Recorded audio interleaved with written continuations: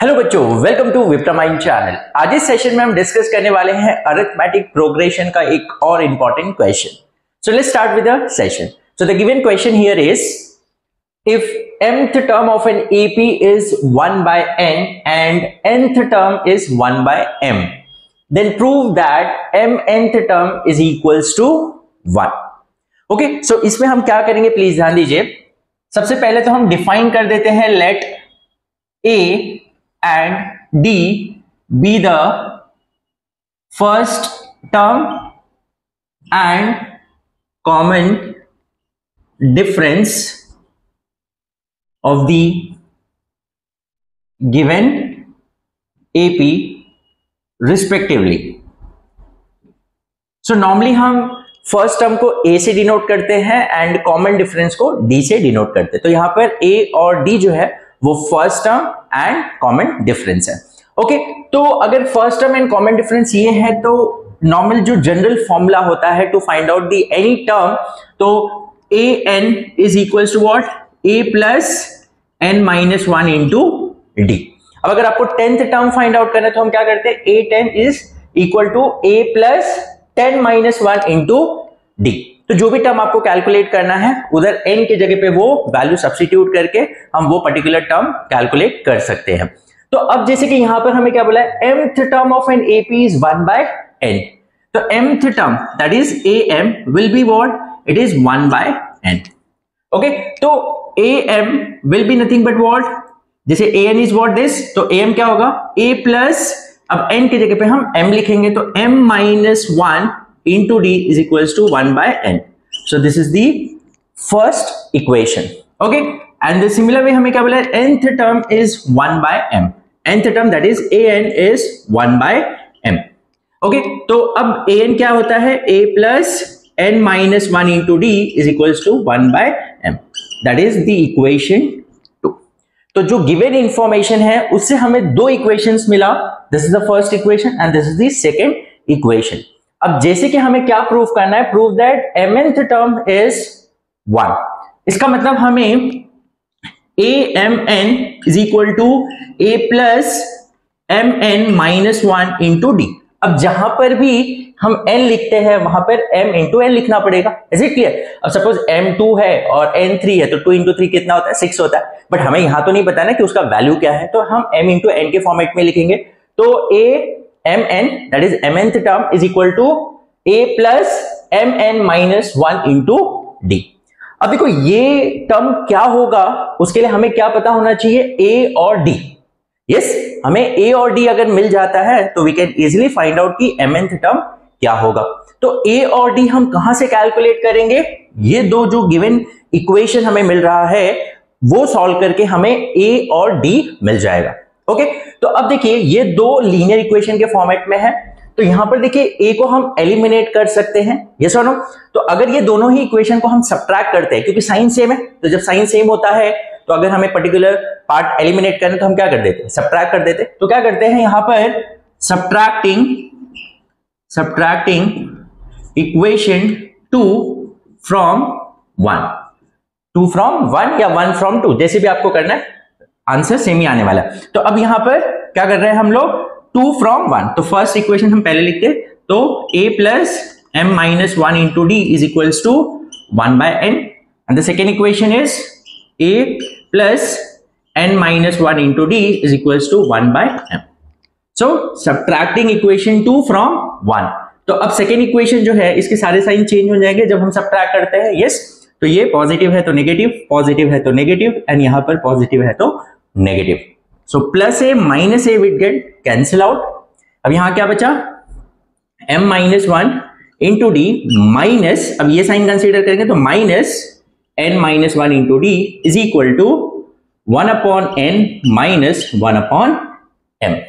Okay, so अब देखिए यहां पर ये दोनों में ही क्या कॉमन है, d कॉमन है, या तो हम पहले ब्रैकेट ओपन कर देंगे तो भी चलेगा।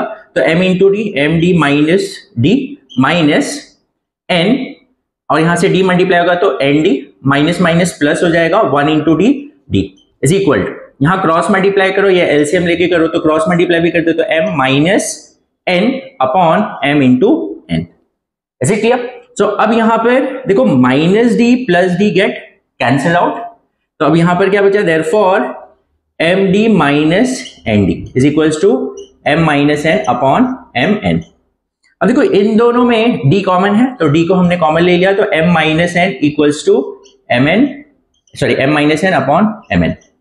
ओके, अब देखो यहां पर m माइनस एन, यहां पर भी m माइनस एन, इसको हम ट्रांसपोज करेंगे तो यहाँ डिनोमिनेटर में आ जाएगा, तो कैंसिल आउट ही हो जाएगा, तो डायरेक्टली हम यहाँ कैंसिल कर देते हैं। तो d फाइनली हमें क्या मिला यहाँ पर, d इज इक्वल टू यहाँ पर बचा 1 अपॉन एम एन, तो ये हमें d मिल गया। ऐसे क्लियर? तो अब d is 1 by M N. So once we get d, अब हम क्या करेंगे, a कैलकुलेट करेंगे। तो अब d का वैल्यू जो है वो फर्स्ट इक्वेशन या सेकेंड इक्वेशन, किसी भी इक्वेशन में आप सब्स्टिट्यूट करेंगे तो a मिल जाएगा। तो now substitute d equals to 1 by M N in equation, suppose 1 में हम सब्स्टिट्यूट करते हैं तो क्या है, first equation a plus m minus 1 into D is equal to 1 by N. तो a plus m minus 1 into d, d क्या है, 1 upon mn, yes, so in the place of d we can write 1 upon mn equals to 1 upon n। okay, so अब देखो यहां पर a plus bracket m minus 1 into 1 is m minus 1 upon mn is equal to 1 upon n। is it clear? अब यहां पर देखो कुछ बच्चे ऐसे कर देते हैं m और m को कैंसिल आउट कर देते हैं, but that is not correct. हाँ, यहां पर क्या, it is whole divide by mn है, यस, इंडिविजुअल से डिवाइड नहीं हो रहा है, it is m minus 1 whole divide by mn।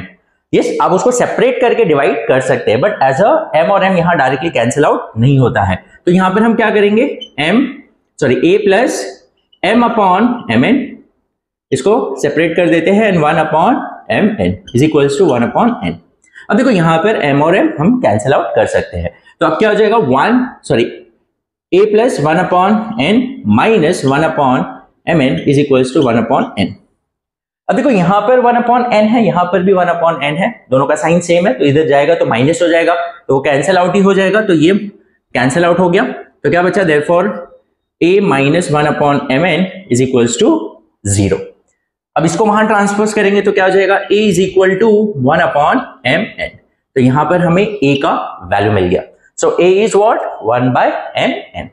So once we get a and d, अब हमारा काम हो जाएगा, दैट mnth टर्म क्या होगा, तो यहां पर जो सब्स्टिट्यूट करेंगे तो we know that mnth term जो होगा तो a plus mn minus 1 into D. तो what is a here, 1 upon mn plus mn minus 1 into D, D क्या है, 1 upon mn। Is it clear? So अब यहां पर क्या हो जाएगा, 1 अपॉन mn प्लस, अब देखो mn minus 1 into 1 will be nothing but mn minus 1 upon mn। Is it clear? अब यहां पर अगेन देखो mn minus 1 whole divide by mn है, तो उसको हम स्प्लिट कर देते हैं, तो 1 upon mn plus mn upon mn minus 1 upon mn। Okay, तो अब देखो यहां पर 1 upon mn minus 1 upon mn, yes, तो ये क्या हो जाएगा, कैंसिल आउट हो जाएगा, और यहां mn और mn सेम है तो ये भी कैंसिल आउट होगा, तो यहां से बचेगा क्या, this is 1 by upon 1, that is nothing but 1।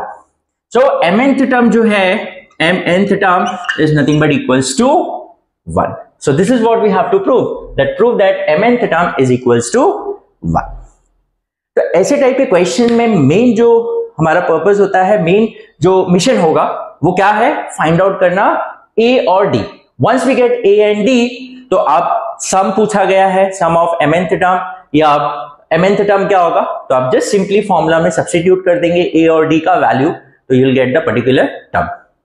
Hope you have understood. If still you have any doubt in any of the step, आप मुझे कमेंट सेक्शन में बता सकते हैं, और अगर आपको दूसरे और कोई क्वेश्चंस में कुछ डाउट आता है तो वो क्वेश्चन आप हमें कमेंट सेक्शन में भेज सकते हैं, तो उसके ऊपर हम वीडियो बना देंगे।